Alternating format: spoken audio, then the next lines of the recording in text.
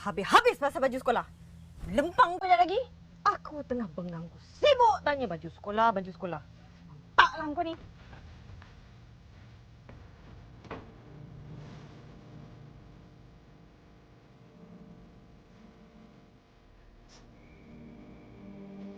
Susu yang nenek buat ya. Peluk nenek puas-puas, cium nenek puas-puas. Lepas ni tak tahu lagi bila boleh jumpa lagi nenek.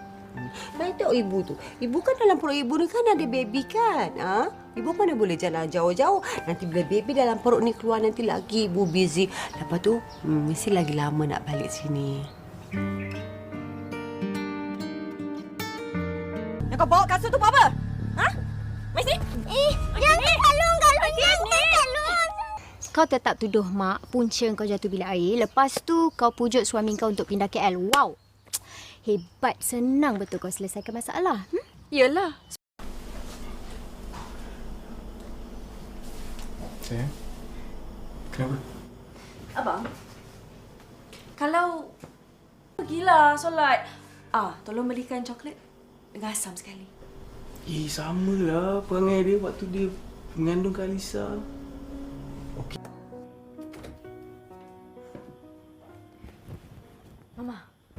Mama, Mia ada benda sikit nak cakap dengan Mama.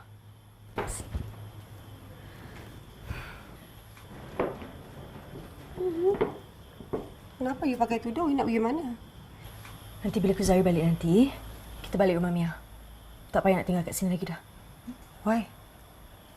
Liha tak suka Mama tinggal kat sini Mak tak cakap apa-apa. Mia yang tak suka. Mama pun tahu kan Nat dengan Mak tak berapa suka Mama tinggal kat sini. Jadi tak payah nak terheki-heki. Lagipun Nat dengan Mak dah berbaik, semua dah settle kan. Mia nampak muka Nat tu macam dia betul-betul tak suka Mama. Dan Mia tak suka. Mesti Liha ada cakap something ni kan? You know her, parasite, virus. Tak habis-habis burukkan orang. Kita balik rumah Mia aja. Kita tak payah nak panjang cerita lagi. Okey. Yalah, nanti kalau Mama duduk sini pun orang dah tak suka kan? Nanti orang kata Mama muka tak malu. Mia nak tidurkan Lisa. Nanti kita balik tau. Tapi perangai macam setan. Hei, kau jaga mulut kau Jangan main cakap kat surat mulut kau je. Yang kau hina ni. Kalau saya dihukum seumur hidup.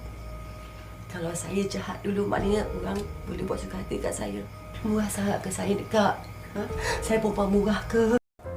Aunty, kenapalah tak berubah lagi?